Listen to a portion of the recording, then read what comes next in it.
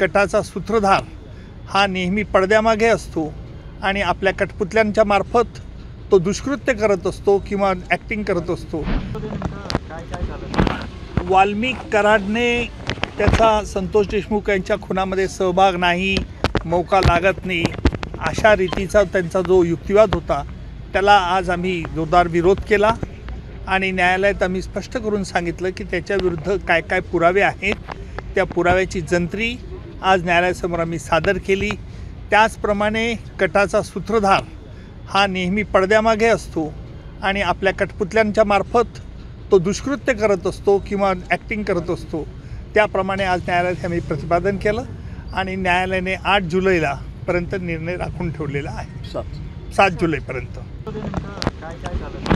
वाल्मिक कराडने त्याचा संतोष देशमुख यांच्या खुनामध्ये सहभाग नाही, मौका लागत नाही, अशा रीतीचा त्यांचा जो युक्तिवाद होता त्याला आज आम्ही जोरदार विरोध केला आणि न्यायालयात आम्ही स्पष्ट करून सांगितलं की त्याच्याविरुद्ध काय काय पुरावे आहेत, त्या पुराव्याची जंत्री आज न्यायालयासमोर आम्ही सादर केली।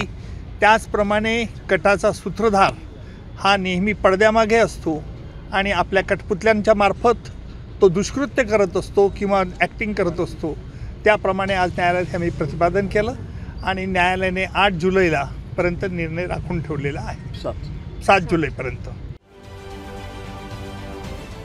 महाराष्ट्रातील सर्व बातम्यांचे विश्वासार्ह व्यासपीठ,